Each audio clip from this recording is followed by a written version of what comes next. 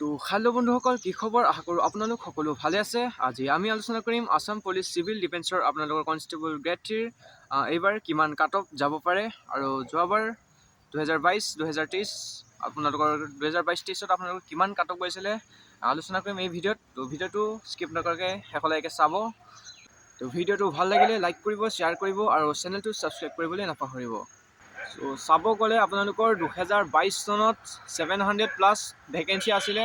তাত আপোনালোকৰ cut off ফিজিকেলৰ cut off আপোনালোকৰ গৈছিলে আপোনালোকৰ 20.30 50 চামথিং তেনেকুৱা।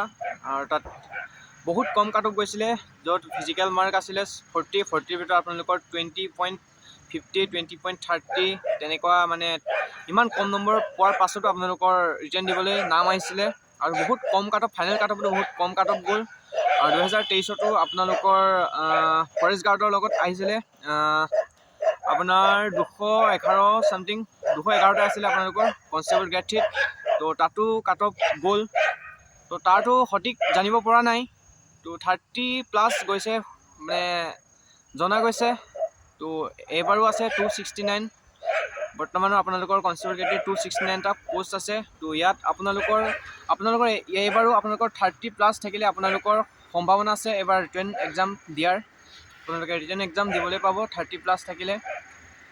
আপোনালোকে যদি 27 28 29ও যদি পাই হৈছে আপোনালোকে এৰি নিদিব, পঢ়ি থাকিব। আপোনালোকৰ বাই চান্স আহি যাবও পাৰে, ঠিক নাই। পঢ়ি থাকিলেতো আপোনালোকৰ কোনো লোকচান নহয়। য'ত বেলেগ এক্সামো আহি আছে, বেলেগ কম্পিটিটিভ এক্সাম। তো আপোনালোকে তাৰ কাৰণেও পঢ়িলে ভাল হ'ব নিজৰ কাৰণে।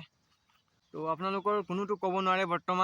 বৰ্তমান এক্সপেক্টেড লোৱা হৈছে আপোনালোকৰ কাট অফ আপোনালোকৰ 28 29 30 31 তাৰ ভিতৰতে থাকিব আপোনালোকৰ কাট অফ। তো এইটোৱে আছিলে আপোনালোকৰ যদি 27ৰ পৰা 31ৰ ভিতৰত আপোনালোকৰ মাৰ্ক আছে তো আপোনালোকে পঢ়া আৰম্ভ কৰক। আপোনালোকৰ নাম আহিব। আপোনালোকে এক্সামৰ কাৰণে ভালদৰে প্ৰিপেৰেশ্যন কৰক, পঢ়ক।